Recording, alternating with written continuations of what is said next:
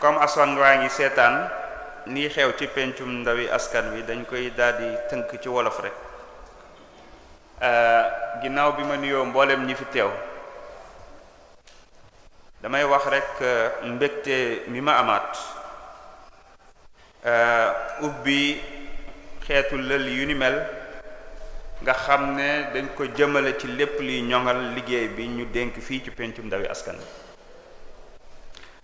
ndax dañu yónni sas ñu ñeenti mbir bi ci njëkk mooy teewal askan wi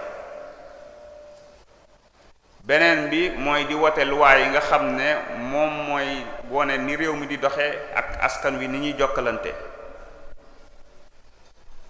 am ci beneen boo xam ne mooy di saytu lii nga xam ne mooy gouvernement bi ni muy doxalee waaye am ci beneen boo xam ne dafa am solo lool te mooy di topp di saytu waaye di wéral ne lii nga xam ne mooy politique publique yi ñu ngi koy doxal ci anam yi mu waree li am nag mooy mission bu mujj boobu di ñeenteel bi dénkoon nañ ñu ko depuis 2016 maanaam fukki at ci tey waaye musul dox maanaam dañ ko tegoon rek de côté moo tax bi ñu ñëwee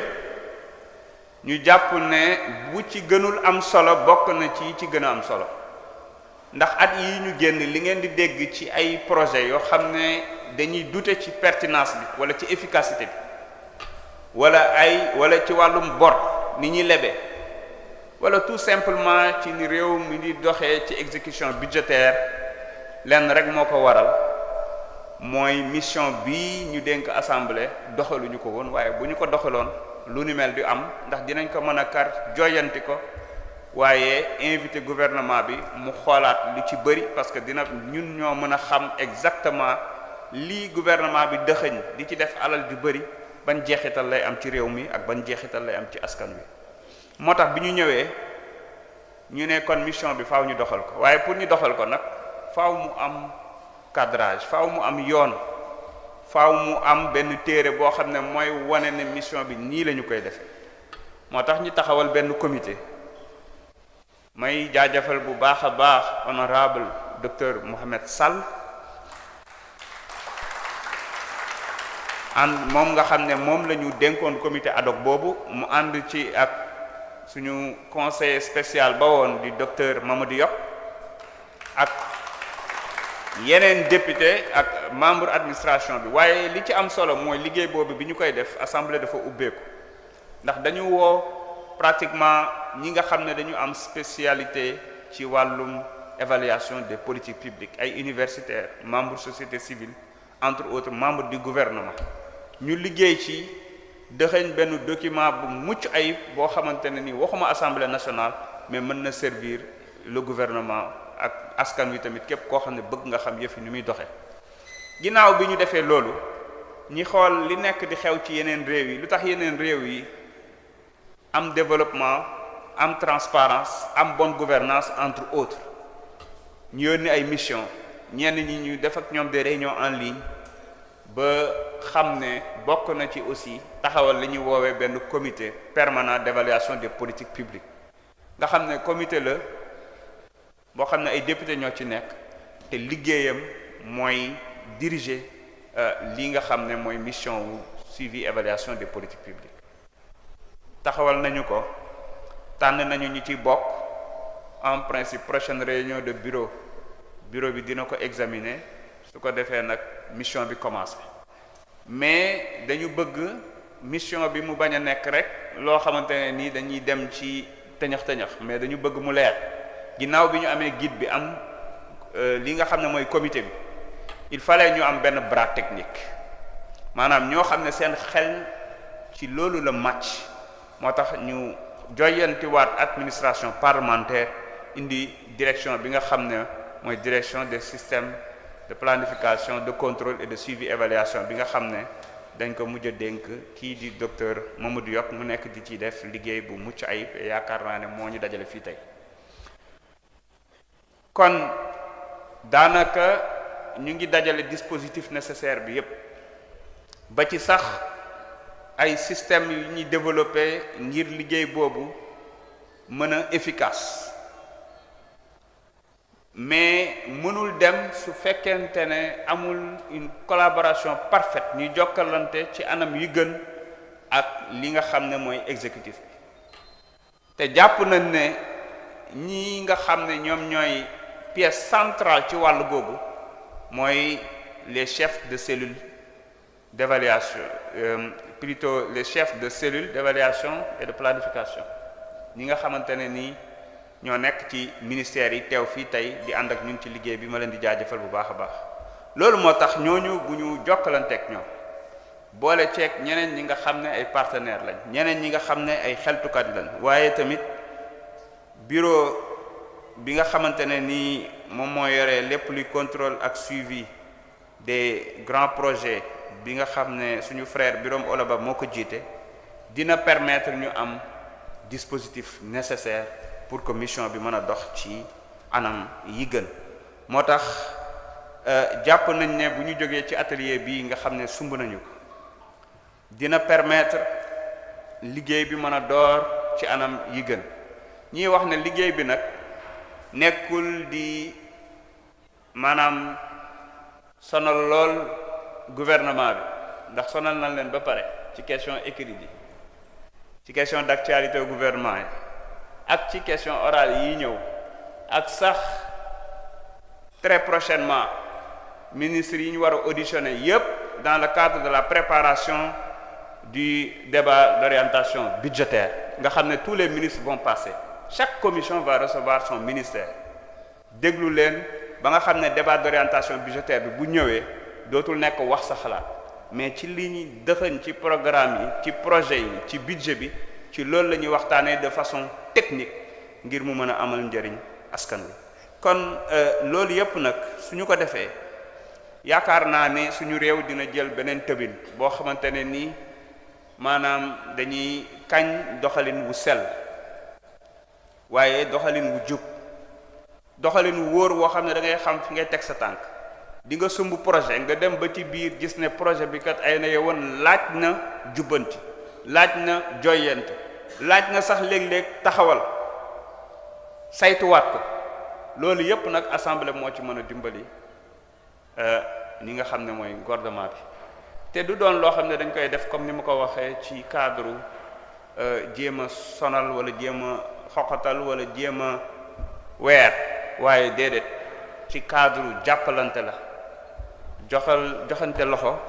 ngir gouvernement bi mën a réussir mission bi nga xam ne moom la ko askan wi dénk kon mbokk yi lii dafa nekk lenn rek ci li nga xam ne sumb nañ ko ci réforme yi nga xam ne mu ngi am ci assemblée nationale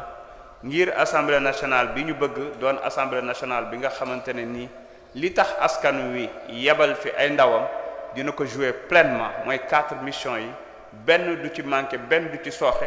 parce que boo ci jël rek li nga jàpp ne moo ëpp njariñ moroom ma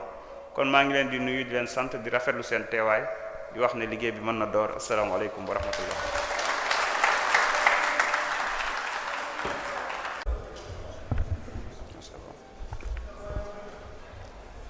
asalaamaaleykum wa rahmatullah. Madame la secrétaire d'État auprès du Premier ministre, chargée des relations avec les institutions et porte-parole du gouvernement, honorables députés, chers collègues, Son Excellence, Monsieur l'ambassadeur du Canada au Sénégal, Monsieur le représentant régional du PNID, Monsieur le directeur général du BOX, mon ami et frère Birame Oloba, Mesdames et Messieurs les chefs de cellules d'études, de planification et de suivi-évaluation des ministères sectoriels,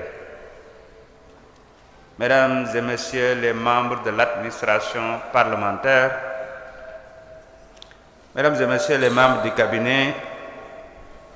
distingués invités, chers participants,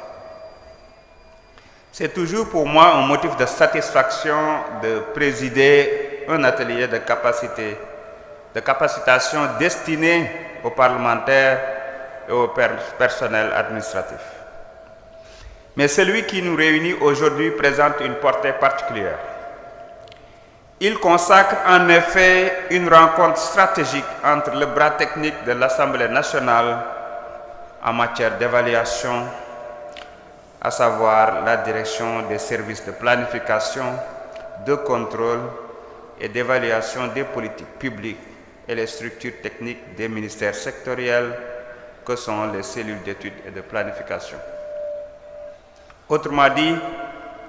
nous sommes ici au cœur même d'un enjeu majeur, la structuration d'un dialogue technique entre l'Assemblée nationale et l'exécutif autour de la performance de l'action publique. Mesdames et messieurs, permettez-moi de rappeler une vérité institutionnelle essentielle. L'Assemblée nationale exerce, conformément à la Constitution, 4 missions fondamentales. Celle de la représentation nationale, du vote de la loi, du contrôle de l'action du gouvernement et d'évaluation des politiques publiques.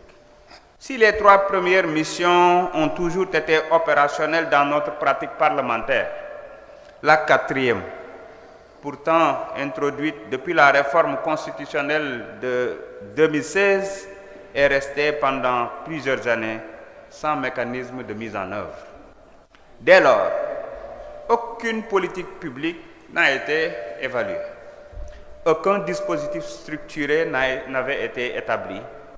C'est dire que nous faisons face à un décalage entre la norme constitutionnelle et la réalité institutionnelle. C'est précisément pour combler ce retard que, dès notre élection à la tête de l'Assemblée nationale le 2 décembre 2024, nous avons engagé une démarche résolue, méthodique et inclusive. Nous avons d'abord mis en place par arrêté de bureau un comité ad hoc inclusif, réunissant majorité, opposition, non-inscrits, experts et société civile pour élaborer un guide méthodologique de l'évaluation des politiques publiques. Nous avons ensuite institué un organe parlementaire permanent,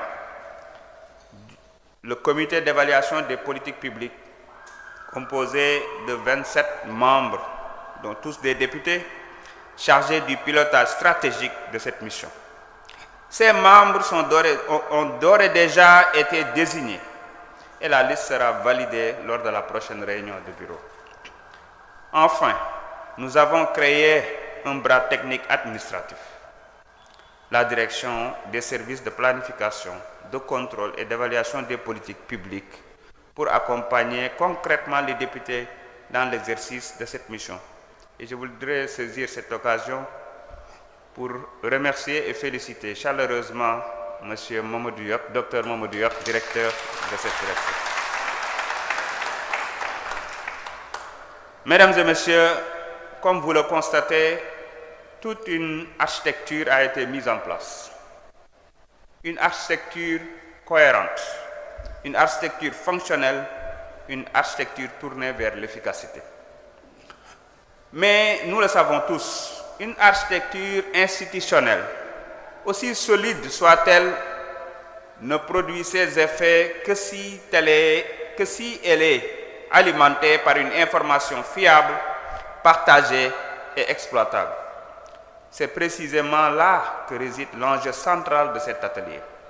En effet, l'évaluation parlementaire des politiques publiques repose sur un impératif simple mais fondamental. Disposer d'une information complète, actualisée et crédible sur la planification, l'exécution et les résultats de l'action publique. Or, l'information se construit, se consolide et se détient, en grande partie au niveau des ministères sectoriels, à travers vos structures respectives. C'est pourquoi la mise en place d'un circuit informationnel intégré entre l'Assemblée nationale et les ministères constitue une priorité stratégique. N'est-ce pas, Monsieur le Directeur général du BOX? Ce circuit doit permettre de fluidifier le lien entre les projets annuels de performance, PAP, et les rapports annuels de performance, d'assurer une meilleure visibilité de l'exécution budgétaire des programmes et de renforcer la capacité d'analyse de l'Assemblée nationale. L'objectif de cet atelier est donc clair. Il s'agit de créer un cadre d'échange structuré entre la DSP-CEP et les CEP afin de définir ensemble un cadre stratégique partagé, des outils harmonisés, des procédures cohérentes et une feuille de route opérationnelle pour un système intégré d'information parlementaire des politiques publiques. Mais au-delà des aspects techniques,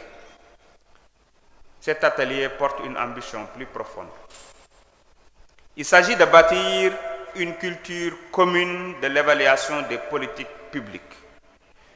Une culture fondée sur la transparence, la redevabilité, la rigueur dans la gestion des ressources publiques et l'efficacité dans l'atteinte des résultats. Car en réalité, l'évaluation des politiques publiques n'est pas une contrainte. Elle est un levier pour améliorer la qualité de la décision publique, pour corriger les insuffisances, pour optimiser l'utilisation des ressources et surtout pour mieux répondre aux attentes des citoyens. Mesdames et messieurs, je voudrais insister sur un point fondamental. L'Assemblée nationale ne s'inscrit pas dans une logique de contrôle-sanction. Elle s'inscrit dans une logique de contrôle-contribution. Notre ambition n'est pas de fragiliser l'action du gouvernement, mais de la renforcer, de l'éclairer et de l'améliorer. C'est pourquoi cette démarche repose sur un principe simple qui est la collaboration intelligente entre institutions. Cet atelier, par son format participatif, entre autres, s'inscrit pleinement dans cette logique de co-construction. Il doit déboucher sur les résultats concrets, tels qu'une meilleure compréhension des processus de planification et de budgétisation, une harmonisation des méthodes de suivi-évaluation et surtout la validation d'un dispositif opérationnel de partage de l'information. Mesdames et messieurs, la 15e législature a fait le choix d'une Assemblée nationale plus exigeante, mais aussi plus compétente. Une Assemblée nationale qui ne se contente pas d'observer, mais qui analyse, évalue et propose. Une Assemblée nationale qui assume pleinement sa mission constitutionnelle d'évaluation dans le respect des principes de bonne gouvernance et de préservation des deniers publics. Je suis convaincu que les travaux qui seront menés durant ces 2 jours permettront de poser les bases solides d'un dispositif moderne, efficace et durable. Un dispositif à la hauteur des exigences de notre démocratie. Je voudrais, pour terminer, adresser mes encouragements à l'ensemble des participants et exprimer ma reconnaissance à tous les partenaires techniques et financiers mobilisés, en particulier le PNUD, l'ambassade du Canada, pour la réussite de cet atelier. Sur ce, je déclare ouverts les travaux de l'atelier de réflexion et de cadrage avec les cellules d'études, de planification et de suivi-évaluation des ministères sectoriels. Jërë ngeen jëf.